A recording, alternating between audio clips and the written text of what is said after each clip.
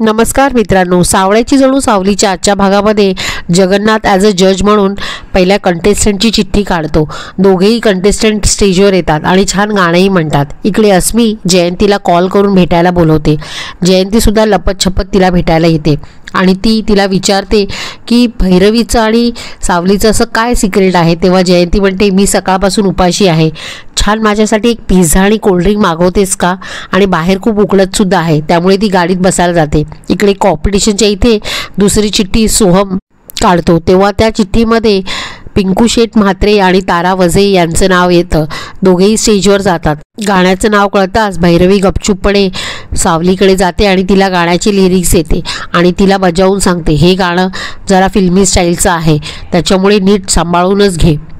भैरवी बाहेर आल्यावर ती पिंकू शेठ म्हात्रेला बघते आणि तिला असं वाटतं की ह्याला काय गाणं बिणं येत नसेल, त्यामुळे ती त्याला बोलवते आणि त्याला सांगते, तुझ्यासोबत तारा वजे गाणार आहे आणि ती तू गाणं बोलून तुझ्यावर उपकारच करणार आहे, त्यामुळे तिथे कुठे अडकू नकोस, आमची तारा तुला सांभाळूनच घेईल।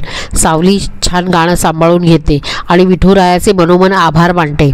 गाणं संपतं आणि भैरवी स्टेजवर जाऊन ताराचं अभिनंदन करते आणि पिंकू शेठ म्हात्रेला म्हणते, तू जेव्हा फिनालेला तारासमोर हरशील तर वाईट वाटून घेऊ नकोस, असं सांगून निघून जाते। इकडे जयंती मस्तपैकी पिझ्झा खाते।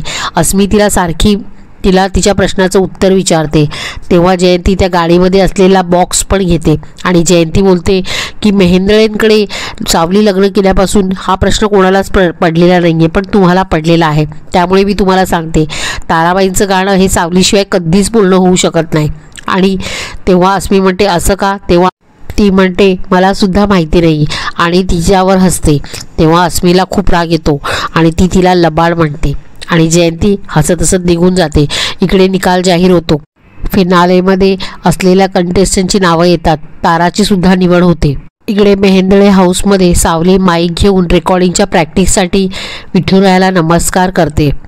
मध्ये सोहमची सगळी तारीफ करतात। बबलू आणि सारंग सोहमची मस्करी करतात। अस्मी सुद्धा तिथे येते। तिलोत्तमा पाठोपाठ येते। मला सगळं खेळीमेळीचं वातावरण खूप आवडतं आणि ती उद्या मी नक्की येईल असं सांगते। सावली रेकॉर्डिंगसाठी बाहेर जात असताना सारंग बोलतो, अगं कुठे होतीस तू? तेव्हा सावली म्हणते की उद्या फायनल आहे ना, त्याचीच तयारी करते। ऐश्वर्या म्हणते की तुझा भाऊ नाही आहे माहिती आहे ना, तेव्हा स्वयंपाक आणि भांडीचं तेवढं बघ।